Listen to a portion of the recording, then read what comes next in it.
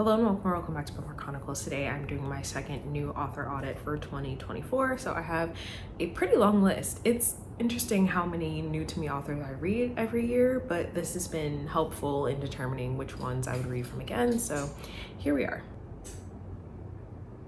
If you hear that clicking, it is my oven.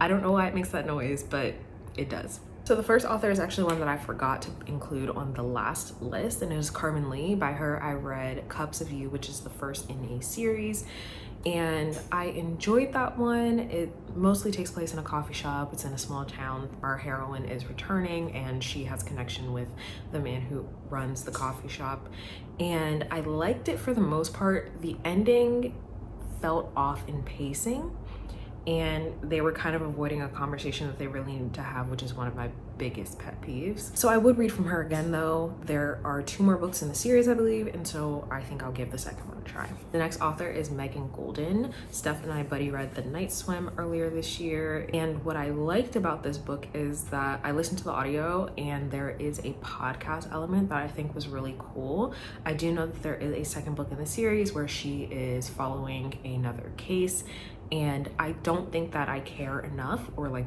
the main character enough, to keep going though. Next we have Yaa Gyasi. I finally read Homegoing and I really enjoyed it. I do know that Transcendent Kingdom was their second release, if I'm not mistaken. I have heard sort of mixed things about it. People enjoy it, but not as much as Homegoing.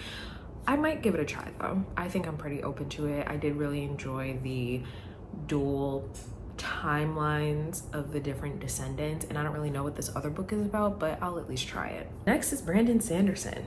I read the first book in the Mistborn trilogy, The Final Empire, as a part of my White Man Fantasy vlog. I will have that linked in the cards and the description for you. And while I enjoyed that first book, I have no intention of continuing the series. Right now, Robin and Jess are reading the Stormlight Archives, I think it's called, and I definitely don't want to read anything by him ever again. Mistborn was very good, it was, but not enough for me to want to continue that series or to read his others. Then we have Aiden Thomas. I finally read Cemetery Boys and I enjoyed it. He has another series, if I'm not mistaken. I think the first book is called The Sun Bearer or something like that, and I've heard good things about it, so I do think that I want to try that series. Next is Rob and Marty. I read Handbook for a Post-War America.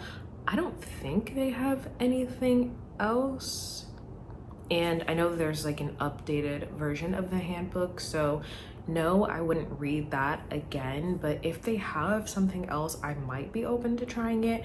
I did enjoy the book. It was just very information heavy, which is useful because all the things in it are very helpful to know, but at the same time, it's one that I would break up while reading so that I'm not getting like just information dumped on me and feeling overwhelmed by it.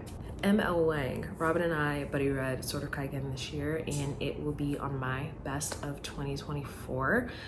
I do know that there is a sort of spin-off series. Since Sword of Kaigen is a standalone, there is a series following a character that we meet in that book, and it's set a little bit after the events of Sword of Kaigen.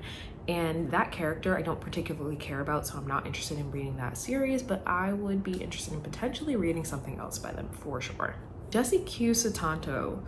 I read The Obsession, and it was a time that was had. I think being in the head of a stalker is not something that I enjoy. However, I believe this is the same author as Dial A for Aunties, which a lot of people really love. So I don't know if I would be interested in that series. Maybe if I give the first book a try and see how it goes. So that one's a maybe. I mean, I've heard good things about the other series, so maybe I would enjoy that one more than a young adult thriller where we're literally following a stalker who is delusional. Next is Cherish Reid. I read Mickey Chambers Shakes It Up and I really enjoyed that one, so I definitely want to read more. She has another release this year that gives Mr. and Mrs. Smith vibes from the cover. I don't know if it's released yet, and I know that I could get it on NetGalley, but I'm trying not to get any more arcs because I already ended up with way more than I anticipated. But I do think that I will try to read that when it comes out. Then we have Brittney Morris. I read Slay this year and I really liked it. It was such an interesting take on Black culture in America today, and it wasn't what I expected, but in the best possible way. So I definitely think that I would read more by her. I don't know if she has other work, so I'll have to look into that, but she's definitely someone that I would be interested in reading from again. Jamal J. Perry. So Robin and I also buddy read the first book in the Cameron Battle series. We both really liked it. This is a middle grade fantasy series, and the first book ends on a cliffhanger. So I have no choice but to continue the series, but definitely want to read more in the Cameron Battle series. I don't know if he has anything else. I don't even know if the Cameron Battle series is complete, but would definitely read more from him. Chandra Blumberg. So I had an arc of Second Time's The Charm and I did not enjoy it. It's a second chance romance about marine biologists, but there was a lot of miscommunication, which I don't like. I think I'd be interested in giving her another chance. That second chance would determine if I would continue to read from her though.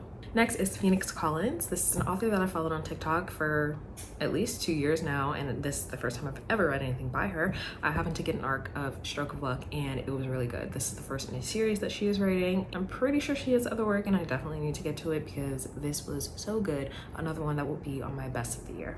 Next is Holly Jackson. So I finally read A Good Girl's Guide to Murder and I rated it 3.25 stars. And the 0.25 is only because the ending was surprising to me. I will not be continuing that series. I do not think that I want to read anything else by her.